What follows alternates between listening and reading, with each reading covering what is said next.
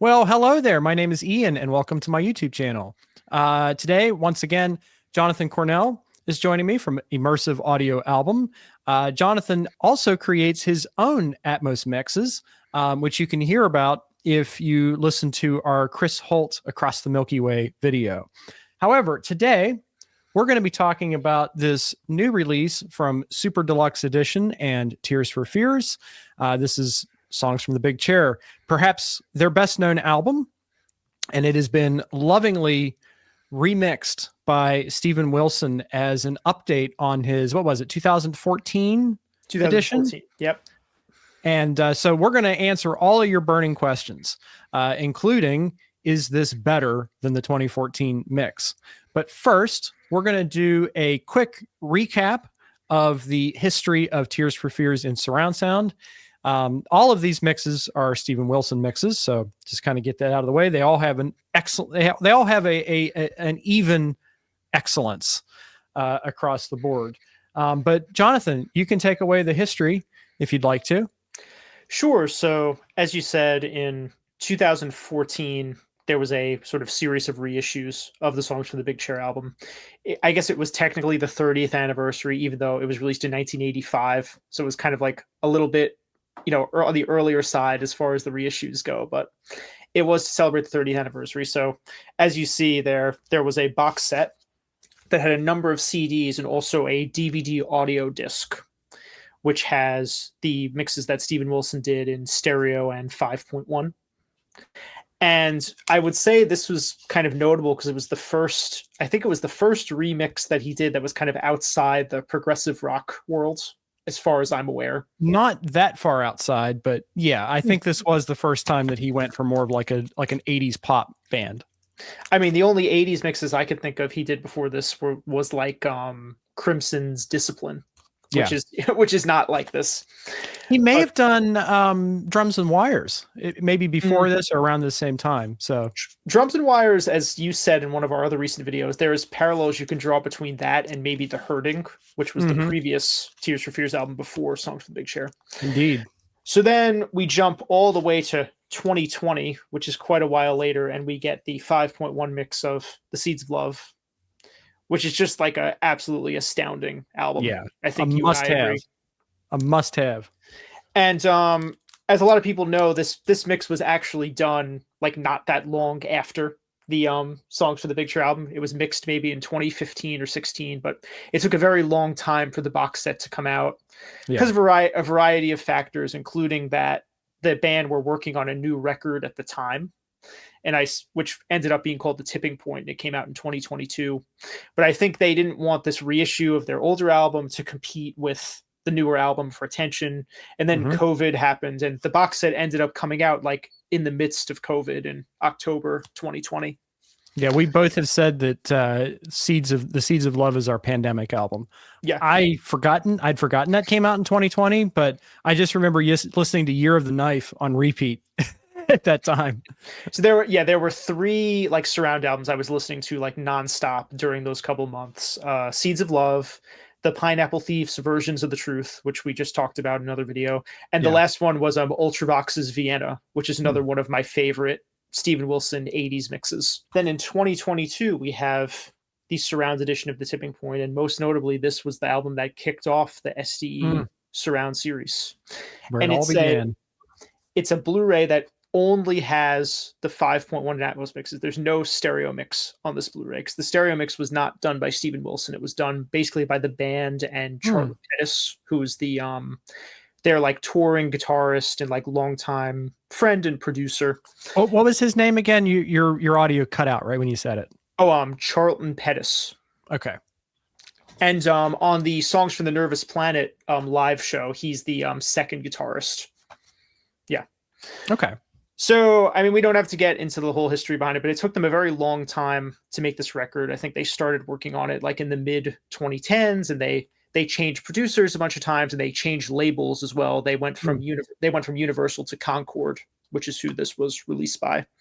And I think this is such a great, I mean, they had already kind of set the bar high with like a comeback album with Everybody Loves a Happy Ending, which came out around like 2003, 2004. but I think this might be even better. Like this is such a like, to me, this is like the gold standard of like late career, like, you know, old band doing a comeback album. It's really, really good. So then another part of the story is that not long after, or at the same time they did the Songs from the Big Chair box set in 2014, there was also a box set of The Hurting, but it had no surround mix. So a lot of people thought like, well, maybe they don't have the multi-tracks for it or something, but apparently that wasn't true at all, because they were able to do surround mixes of it for this anniversary edition that came out in 2023. And this has new stereo 5.1 and Atmos mixes that Steven Wilson did. And this is, you know, we talked a little bit about this record in one of the other videos, but it's quite different from Songs for the Big Chair, a lot kind of sparser, a lot darker. Yeah. It's an interesting record, and I was kind of looking into the background of Tears for Fears, and they were interested in psychology and like psychotherapy, and the whole idea of reliving childhood trauma as a means of overcoming said trauma. And that's what that whole record is, a concept album about childhood trauma, and it's a very dark album. With songs like Suffer the Children. It's like when I see that title, I was like, do I want to listen to that song? And then it's like the most beautiful thing I've ever heard. But musically, it definitely fits more into like the new wave, early 80s kind of sparser, more ominous sound. And I think you and I would both, I don't remember if this was on camera or off camera, had compared the title track, The Hurting, to Making Plans for Nigel, with maybe like a little bit of Intruder, like Peter Gabriel thrown in there. Well, what I would say to that is it's no coincidence, because if you've seen any interviews with Roland Orzabal, he's a huge XTC fan and a huge Peter Gabriel fan. So I think those references were probably in his mind when they were making this album. Yeah. Yeah, and then the last of the surround releases, which takes us to the present, is this sort of hybrid studio/live album that's called Songs for a Nervous Planet. So after The Tipping Point came out, they went on basically like a 2-year world tour. They did 2 legs in the US, and I saw them at Madison Square Garden in June of 23. And this album, it has the first 4 tracks are studio tracks, which I think were probably songs they were working on during the Tipping Point sessions that didn't make the album. So there's 4 studio tracks, which are all really solid, I think. My favorite of the bunch is there's a track called The Girl That I Call Home, which is really good. And then the rest of it is a live show taken from a performance in, I think it was Memphis, Tennessee in like mid 2022. And the set list is like a mix of Tipping Point stuff and like classic stuff.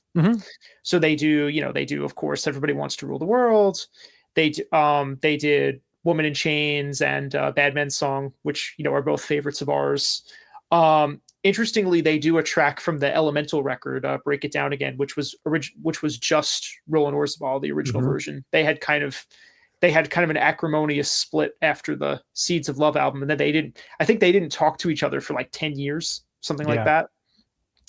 So yeah, this is really well done, and it doesn't have any video, which is a little odd. Like it's just So there is a concert film, and you were telling me about that before we went on. Yeah, so my understanding was they did film it, and there was a concert film that went to cinemas briefly.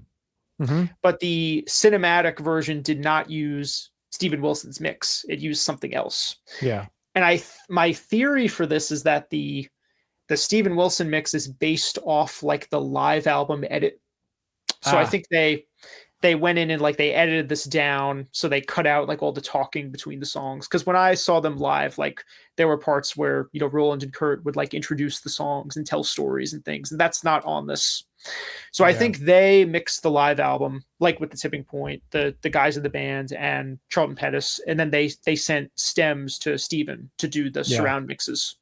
So I don't think you could marry the live album edit with the video. Yeah, the syncing would be a nightmare, I think. I'm working on video right now, so But who knows? Maybe next year or something there'll be a new video Blu-ray that has the actual show. But well, that would be great, because you know, the whole SDE thing, and it's interesting to me that Paul Sinclair's SDE is sort of tied to Tears for Fears, because the box sets were his, right? Or at least the songs from the Big Chair one was. But kind of the other side of that is that once they're released on SDE and everybody gets a copy, they don't get repressed. So it would be nice if they did do some sort of let's do a video that's available from all vendors and retailers, and let's include both mixes. Let's do the cinematic mix. Let's do the Steven Wilson mix so that people can just choose what they want to listen to. I'd buy that. Absolutely. Well, the box sets were the 3 box sets, the Hurting, Big Chair, and Seeds of Love were like UMG products, but they just had Paul he wrote line for those. So those weren't those weren't like sold exclusively through SDE. But I think for these new editions, particularly for the new version of Songs from the Big Chair, which we're going to talk about, it's just the primary topic of this video, I think they knew that they couldn't just like make another box set because there already was the previous one. So the only way really left to release these new mixes was just to do this standalone Blu-ray.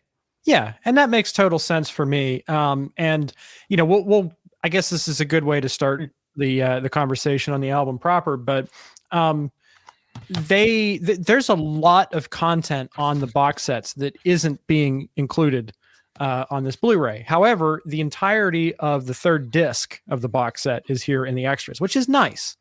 I like that they went to the effort to include some of those things because they did reprint Sinclair's liner notes, which is an interview with the band. And there are references to things like the US video version of Mother's Talk. Like Roland Orzabal says that he prefers it, which is, by the way, not a take that I agree with. But Orzabal prefers the US version. And there was also the in-between single in between the Hurting and Big Chair that kind of flopped, but it's included here. So it's nice that since it's referenced in the liner notes, you can go into the extras and say, okay, yeah, I'll give that a listen. Because they make a comment like they had to change or something like that. Apparently, like this is a thing that they like to do, like recording like different versions of the songs. Like there were multiple versions of Pale Shelter on the first album, and there were famously like they tried recording Badman's song like numerous times before settling on the version that ended up being the one, which is kind of this like sort of swampy kind of gospel kind of thing. Gospel prog. And I think I haven't listened to it in ages, but on the box set there's like an extra CD of just like endless versions of Badman's song. Yeah.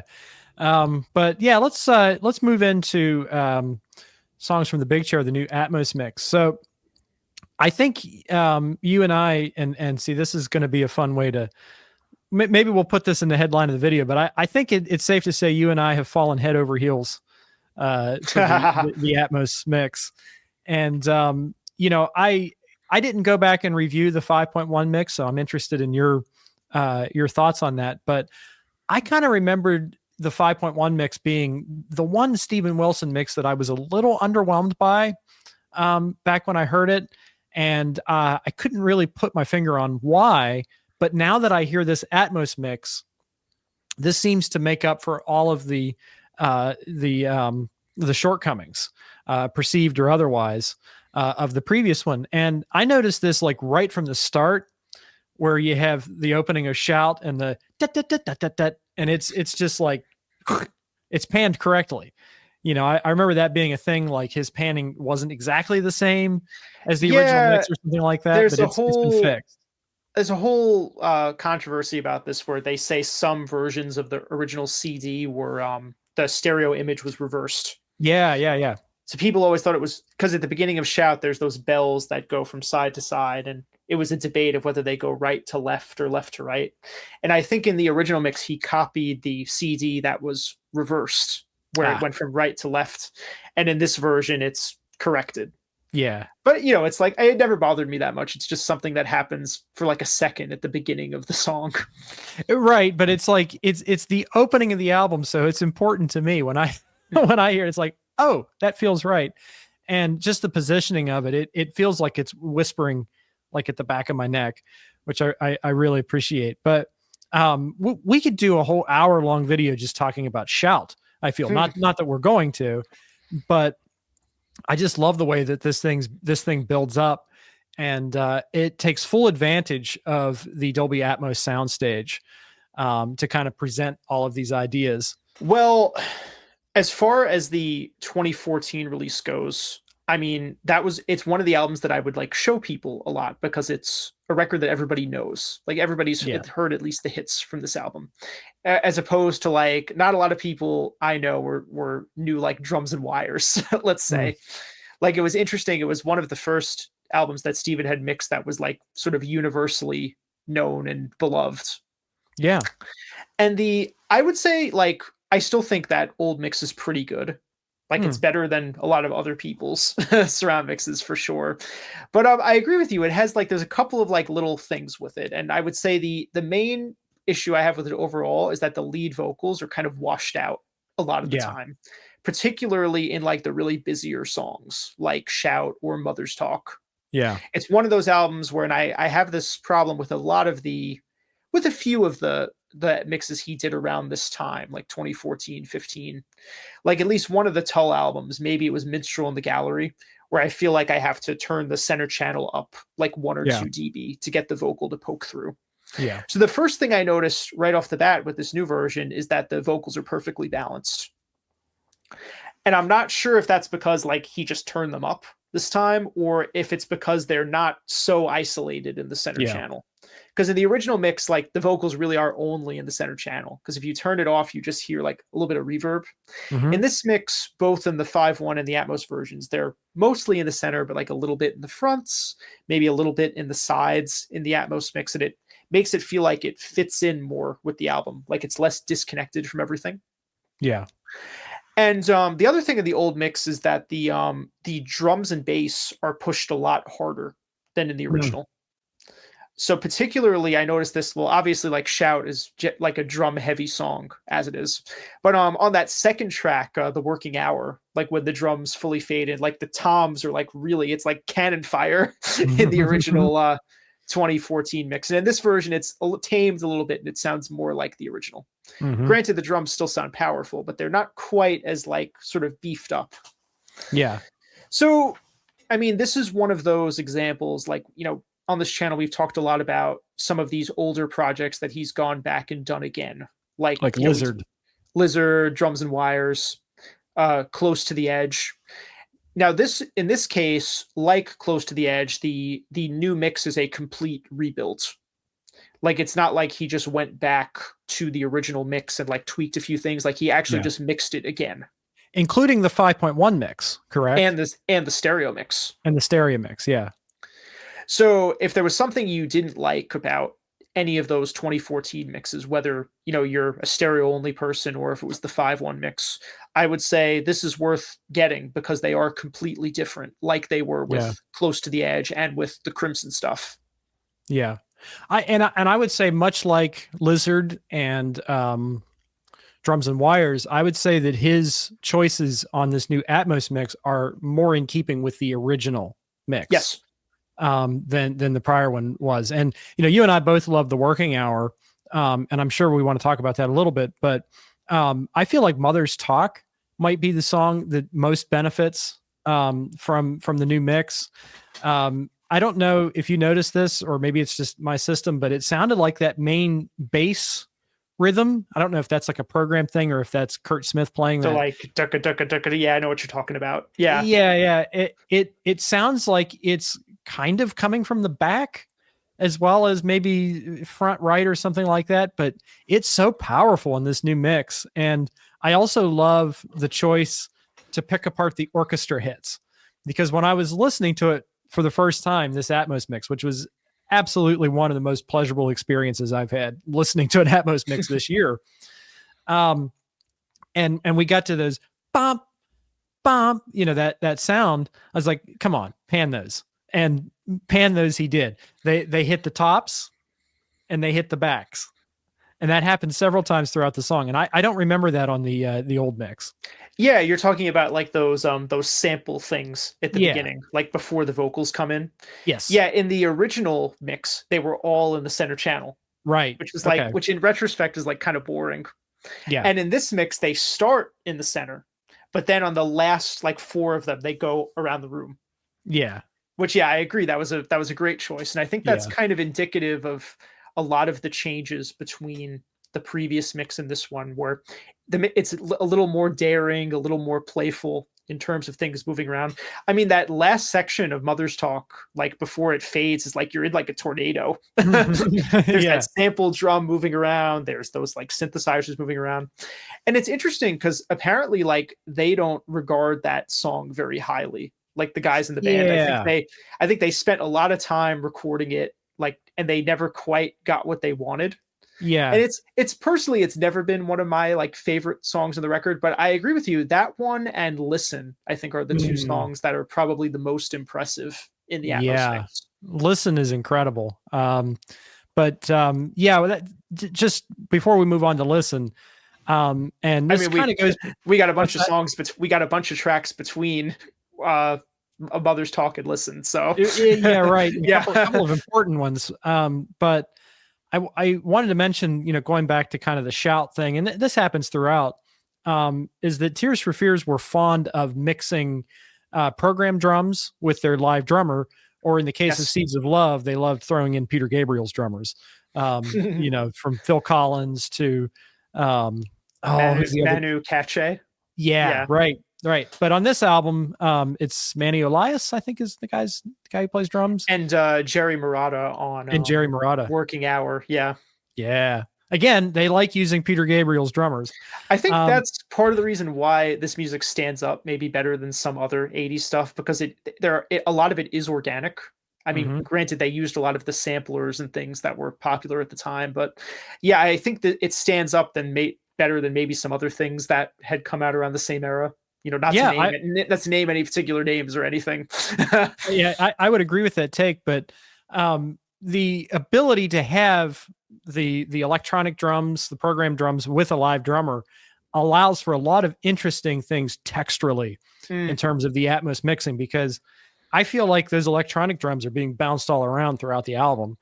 And the live drums are kind of anchored in the front. Now, I didn't notice any instances of like tom-toms coming from the back. I did on the live album, which was fun. But I didn't notice a whole lot of instances on the studio album, though I'm sure they are there. Definitely on the Working Hour, there's some parts where the toms are mixed to the back. Yes. But like it depends on the song. Like think about a song like Everybody Wants to Rule the World. Like a lot of it is just, I mean, I think it's a drum machine in that song. It's just kind of like a 4 on the floor sort of thing. Yeah. And it's a very gated snare sound on that too. I'm kind of running the song through my head. And that's another interesting thing I noticed in the Atmos mix. Maybe like you didn't pick up on this as much because you don't have all 4 height speakers, but there's a lot of parts where like there might be like a mono reverb on something and the reverb moves. So it gives, like, I noticed that with the snare reverb on Everybody Wants to Rule the World, and it gives it like this sort of extra dimensionality. Like you hear the dry snare is static and then the reverb is kind of moving around above you.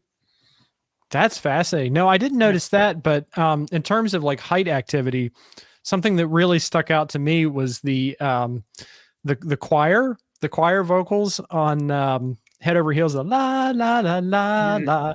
That just seemed to envelop me. And I actually stood up and walked around at one point last night, and it's coming from the back and the heights, but the effect is it's a blanket. It's like a blanket over your whole room. That's kind of the thing when you go from 5.1 to Atmos. Like I mean, there's examples of this in other albums that Steven has mixed where, typically like he'll put the backing vocals in the rear. But what if the backing vocals were recorded with like 6 tracks? Yeah. Once you go into Atmos, it's like you could put the high ones in the front and the low ones in the rear. I mean, that's kind of like what I did with the Christopher Holt album. Where do you think I got the idea from? I'm sure Steven's getting a check in the mail for that idea. But going back to Shout, another like cool part of that song that sort of that reveals itself more in the Atmos mix is that like sort of digital flute sound that plays throughout it, which is I looked it up. It's using something called like a Fairlight processor, which was a kind of synthesizer sampler that was popular at the time. Yeah, Kate Bush loved the Fairlight. Exactly, yeah. And I think also Roland Orzabal was a huge Kate Bush fan too, so that there's influences from that as well. Who isn't? Yeah, but you can hear in the flute thing is mixed mainly to the height speakers in the Atmos mix, and you can hear that there's like also different layers to it. Like there's like a high layer and a low layer, which are split between the front and back height speakers. Very cool. And in general, throughout the album, and I'm stealing this from Steven because there was an episode of the album years where they talked about songs for the big chair. And one of the things he pointed out, which is so true about the album, and you can really hear it in this mix, is that in a lot of the songs, there are kind of like one of the sort of key parts of the production is they like to add these little bits to like grab your attention as the songs build. So like in Shout, like once you get into like the second verse, there's like this little guitar part that pokes out of one of the side speakers. There's that the Hammond organ that comes in. It's a nice moment. With each verse, and this is like all the songs do this, they sort of add these little bits and pieces that they're not super noticeable, but they certainly, when they're mixed to different places in the surround mixes, you start to kind of notice how intricate the songs are. And as you pointed out, the inclusion of the instrumental mixes in surround really easy. Yeah, in surround, in Atmos. Makes it really easy to hear just how complex this music is. Now, this is an interesting, I think, segue to bring up what's maybe an elephant in the room for some people, and that's the use of the AI software on the tracks Broken. And I guess it's not on the track listing here, but the Broken Reprise has also been upmixed. And my first impression, and I wrote this to you, was like, everything's great, but you can kind of tell that they didn't have the multi-tracks for that. But then I heard the instrumental mixes, and I heard when the vocals were pulled out, I was like, oh no, this is quite successful for what it is. You know, like just that like the tom riff into that song, when you go from I Believe into Broken, kind of snaps my head off when I listen to it. So I would say this is reasonably successful, but I'm interested in you comparing this to the Pentio upmix, because of course we had a Pentio upmix on an Atmos album with In the Wake of Poseidon. So how do you feel this, you know, versus the Pentio upmix? How successful do you feel this has been?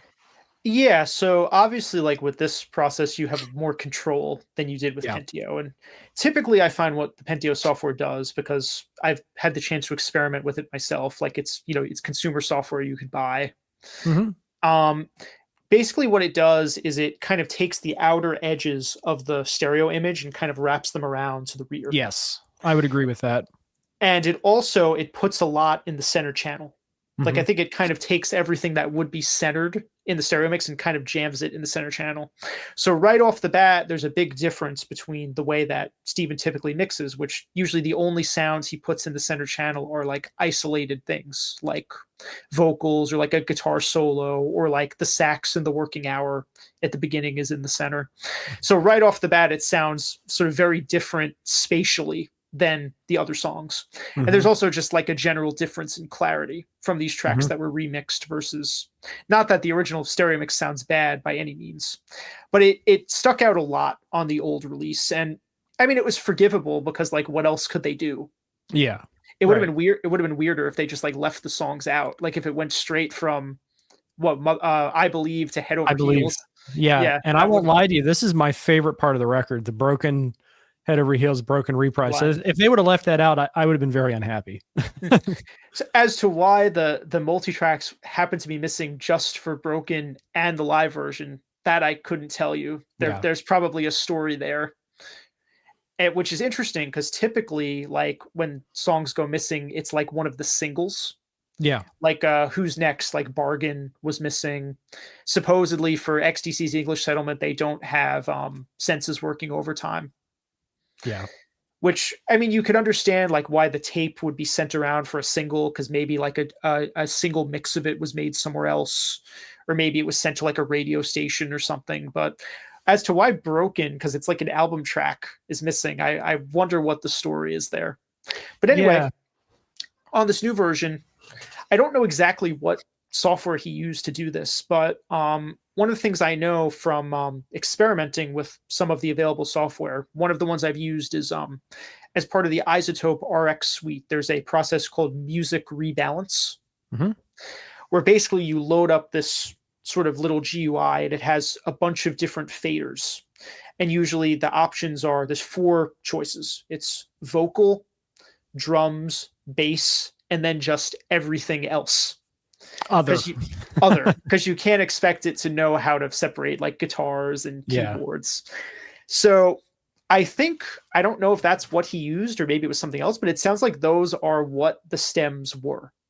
Drums, bass, vocal, and just other. Yeah. And it sounds like what he did was he put the drums and bass in the front, the other kind of more to the back. And maybe added like some reverb to it to make it seem more immersive. Yeah. And by having control over the drums, bass, and vocal independently, he could kind of have it more closely mimic the way the other mixes are, where there's just kind of the vocal in the center. The drums aren't like sort of extending around, but sort of more to the front. And like, it still sticks out. I mean, how could it not? Yeah. And the other thing is because he had control over the vocal with the time flies, he could make it fly front to back, which I thought was a clever idea. Yeah, that was a nice idea. So to answer your question, I think it's better than the original. Is it perfect? Not really, but how could it be? Yeah. But I'm glad like they didn't just run it through Pentio again and they actually tried something different. Yeah. My thing is anytime I hear AI has been used, even though I use AI stuff, is I want to discredit it. And then it's usually I take it in a little bit and I'm like, you know what? That's okay. You know, this is the proper use of that kind of technology, because as you said, it would have been much worse not to have those 2 songs. I mean, particularly for me, because I absolutely love them. Now, the only thing that I noticed was that it seemed like the keyboards were maybe just a touch too loud for my taste and maybe were a little ill-defined, like kind of reverb heavy or something. But I'm not going to complain too much because actually when I listened to the instrumental mix, which has Roland's voice completely mixed out, and there's no artifacting that I can hear, I kind of went, okay, I'm on board with this. This is probably a good opportunity to talk about Listen, because I think we covered everything, but I Believe. I think that's the only one we didn't talk about much. I don't think we didn't talk about Head Over Heels. We might as well. I did a little bit. I talked about the yeah, that's right. One of the things that I find interesting about that song, and I noted this also, this applies also to the 2013 mix. In the second verse, there's like a backing vocal line, which I think is Roland's.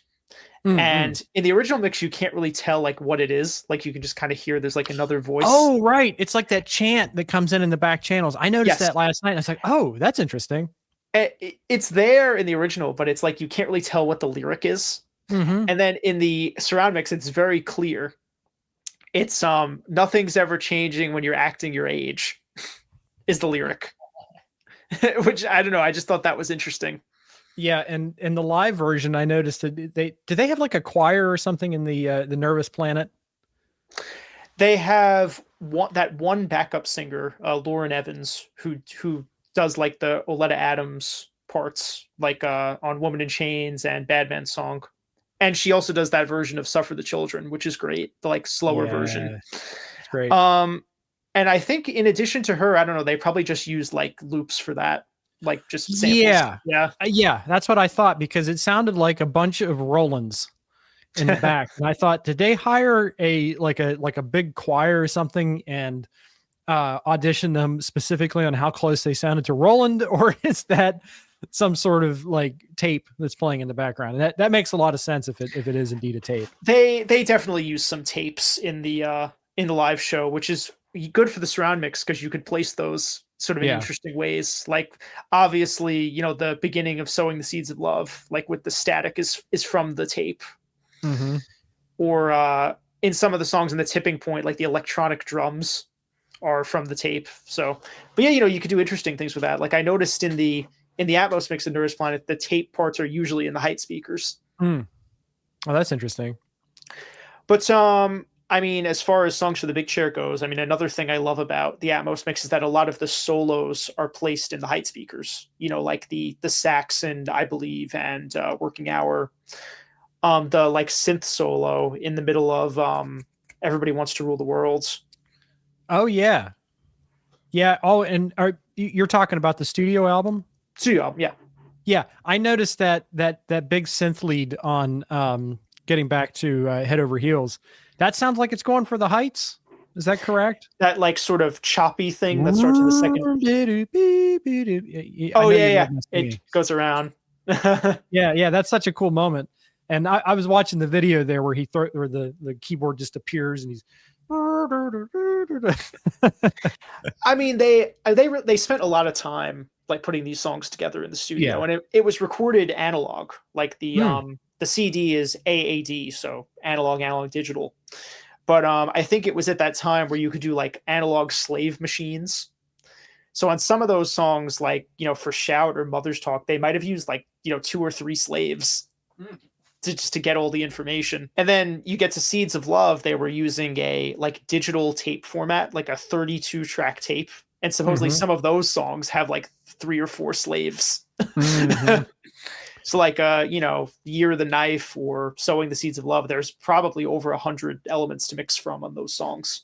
And it sounds like it. And I know we're getting a little bit off topic here, but that's one of my favorite moments of maybe any surround mix is the end of Year of the Knife, when things really start to swell up and the drums are just going like, I think there's probably a tom that hits every channel. Oh yeah.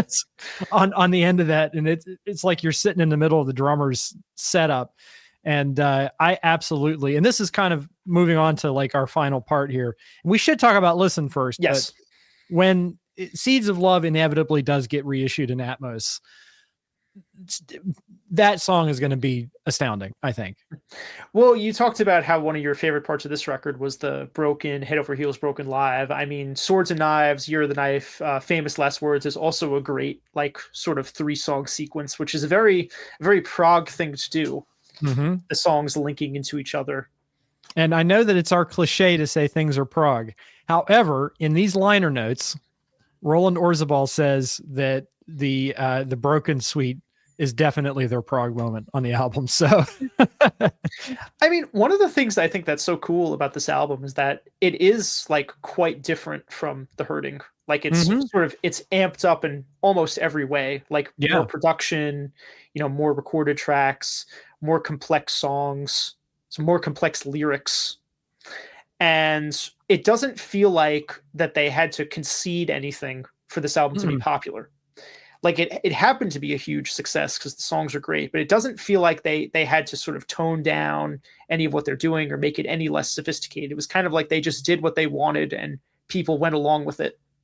Yeah, they said in the liner notes that they were expecting to be told to cut down the Shout single because it's like 6.5 minutes long. It's a long track, yeah. Yeah, and they were adamant in delivering a 6.5 minute track to radio stations, and there may have been an edit of it somewhere along the line, but it's sort of like the Light My Fire thing again.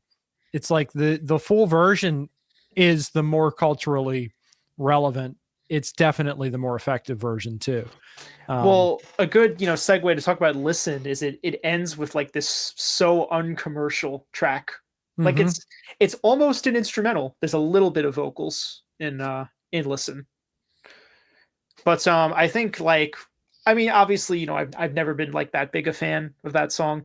I don't think it's anybody's favorite track on this album, though maybe someone in the comments will prove me wrong. But I think that song was waiting for some kind of multi-channel technology because you could really hear how intricate it is. All those different kind of synth and percussion layers, the like chanting vocals. I like it a lot. And that it's interesting that that's an Ian Stanley song. The keyboardist wrote that, and I was watching the documentary, watching just part of it, and he said he didn't even think it was going to be included because it's so different from the rest of it. And I have to say I agree with you. It was never one of my favorites, and I think it is because it's so different from everything else. But it is a really nice song to just kind of close your eyes and, if you excuse the pun, listen. You just kind of have to absorb it, let it wash over you. And there's a lot of interesting little moments that just kind of bubble around. As you said, I think it's perfect for this format. In the like short section with the vocals, you know, like Mother Russia, whatever the lyric is, the vocal is in the height speakers, Mm-hmm. which is like normally that wouldn't work. But like for this little highlight section where the vocal's only there for like maybe a minute or so, it's kind of a cool catch your ear moment. Mm-hmm. Very ethereal. Yeah.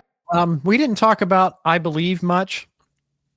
And the only thing I wanted to mention about this, again, this is another example of, hey, I feel like I'm famous, is that it's written for Robert Wyatt of the Soft Yes. Machine.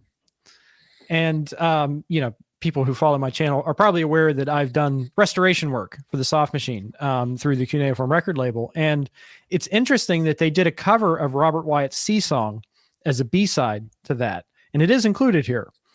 So that's the only thing I had to say about that song. It's not like the most Atmos incredible moment because it's just kind of like a simple sort of vocal and piano thing, but it is a really beautiful song. What a great vocal on that song. Yeah, I mean, it's a all, terrific vocal. I mean, all the vocals on these songs are great, but yeah, that one is particularly terrific.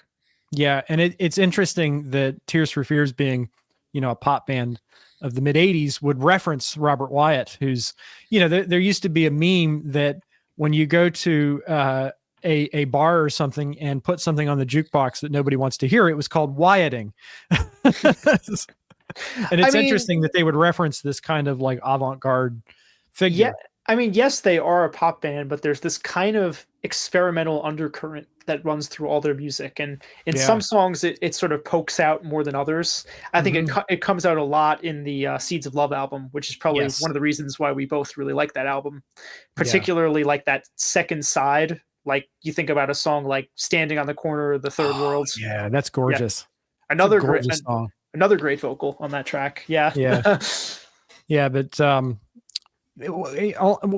those lines, Broken is actually from a B-side from the Hurting period, which was, they described it as an avant-garde piece that they kind of rearranged for the concert, and that's why it was included. But yeah, these guys have a lot of interesting influences, and I think it speaks to their talent that they were able to conquer the FM radio waves with songs like Everybody Wants to Rule the World, which you can go to Walmart and hear that thing. Like, come on, it doesn't get much more mainstream than that, or Shout. But, you know, you can also have a sophisticated song like The Working Hour, which, by the way, has Mel Collins on it. We needed to mention Mel Collins at some point.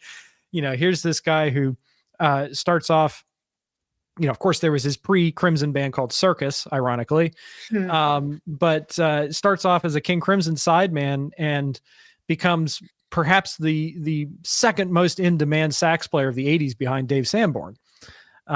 So again, like they're pulling from these different worlds and crafting a tapestry of accessible music, catchy music, experimental music, but it's all interesting and it's all easy to enjoy. Yeah, the standard thing that we do at the end of the video is we talk about what would we like to see next, and obviously there's a couple of things that we've already been kind of throwing around, and one of them is a video release of Songs for a Nervous Planet with both mixes. I think would be exquisite. And then of course Seeds of Love and Dolby Atmos. I would pre-order that. If I with my last dollars, I think I would pre-order that because I absolutely adore that album. I mean, per Steven, it's in the can, like it's done. Yeah. So I think it will probably be released maybe next year, maybe you know, sometime in the near future. I think that's kind of an inevitability. Yeah, and that completes, you know, the classic 80s run of the Hurting through Seeds of Love. Well, and that means it's time to explore some of the others. Yes. So we have the two 90s albums, Elemental and Raoul and the Kings of Spain, which are, even though it's Tears for Fears name, it's really just Roland's. And he had a sort of a partner on those albums that sort of filled like the Kurt Smith role, like a writing partner. And you're gonna have to cut this because I should know. Alan Griffith, I think was his name. Yeah, Alan Griffiths. And another sort of interesting connection on that record is that Elemental was mixed originally by Tim Palmer, who I also don't know him. mixed. I believe he mixed In Absentia, Oh, Porcupine Tree, years oh, later. wow. But he's done like all kinds of other stuff. Yeah, if you It's odd that you mentioned that, because in listening to Songs for a Nervous Planet, I kept thinking, I hear so much of Steven, not just in the mixing, but in the actual songwriting and arrangement ideas. Yeah, I mean, Elemental's a great record. I know that one better than the other one, Raoul and the Hmm. Kings of Spain, but I think they're both kind of well regarded by fans. Yeah. And then, but the one that I would really want to be mixed in Atmos or surround is Everybody Loves a Happy Ending, which was when Roland and Kurt got back together after not speaking to each other for like 10 years or something like that. And that album is like a continuation of like the sort of Beatles-ness of the Seeds of Love. Like it's got a lot of like strings and horns and things. The song Secret World on Songs from Nervous Planet is from that album. And another thing about it is, like so many albums from the early 2000s, it has like loudness war mastering. Like it's really compressed, that record. Oh, that's a shame. So it would be a good opportunity, like a new stereo mix of that record would just be interesting to hear. Yeah. But there's so much in it, like Seeds of Love, like they really like kind of piled on the layers. It's almost like, it's mostly because of the mastering, like it's kind of fatiguing to listen to. Yeah. And I was hoping that that would be the one that was reissued in 2024, but they did the live album instead, which was also great. Yeah. So I don't know what the rights status of that album is. I think they had self-released it, like it wasn't through UMG or anything like that. So assuming they still have the tracks for it, it was probably recorded in Pro Tools in 2004. It would be great to have a surround version of that. Yeah, it's always a shame when these kinds of bands, because I kind of put Tears for Fears in the same category as like a Steely Dan. Yeah. They're known for not only being strong songwriters and performers, but also their production quality. But one more title that I'd like to add to my Tears for Fears wish list is the live show from the Seeds of Love tour. And we were talking about this prior to going on, but it used to be on YouTube. It may still be. I haven't checked in a while, but it's off of a VHS rip. So the quality is about what you'd expect. But it is just, it's totally engrossing to sit there and watch it, because you've got Oleta Adams singing in the band and a bunch of backup singers. Yeah, huge amount of backup singers and musicians on the stage. It's like a Zappa band, like even of the period. Like in 1988, Frank was touring with a huge like a 15-piece band or something like that. So that show would be absolutely epic if they were to do like a new video transfer of it. Like, gosh, if 4K were possible, that would be wonderful. Some people were annoyed that it wasn't in the Seeds of Love box. It should have been. Which I think is sort of justifiable, because like I said, people were waiting like 5 years for that box. And I mean, the main thing I wanted to hear was Steven's surround mix of the studio album, which was incredible. Yeah. But when they reissue it again, inevitably to do the Atmos mix, it would be great to have the live show added in there. I agree with you.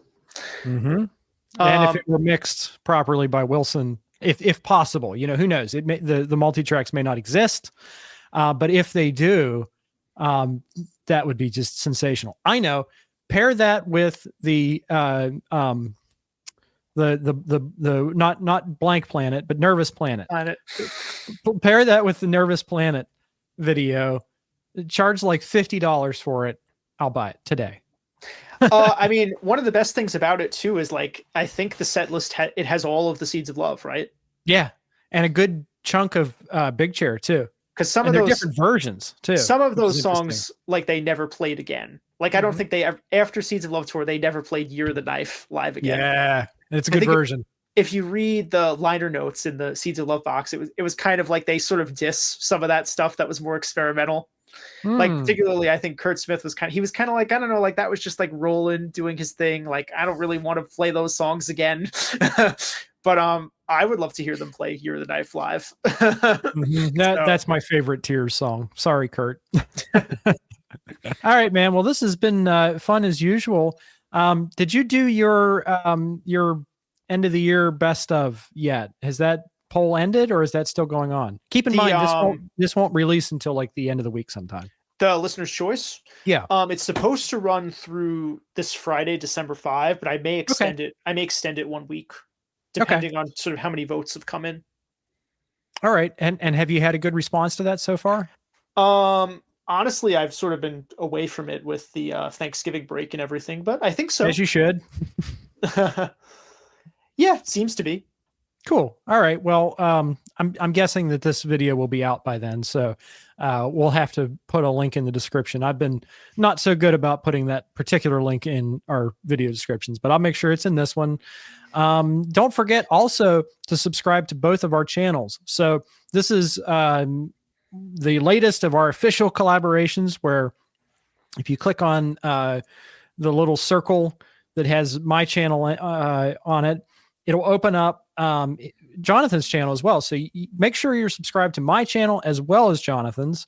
Make sure also to let us know in the comments what you think of this new Dolby Atmos mix of Tears for Fears songs from the Big Chair. I've been getting many comments about this on other videos, so I know it's going to be a popular choice for many of you. But also let us know what you would like to see next. I mean, I think we've covered pretty much all of the things that could potentially be next, or we would like to see next. But you know, add your voice to the chorus. You know, you never know when somebody might be looking at this sort of thing and thinking, what do people really want? So I mean, maybe the one thing I would add is, maybe the one thing I would add on top of what we said is it would be nice if they would do another album. Like, yeah, it would be nice if they could do an album that didn't take like 10 years, because there was a gap. What was more than that? The Songs from a Nervous Planet, Everybody Loves a Happy Ending, 2004. Then The Tipping Point, 2022.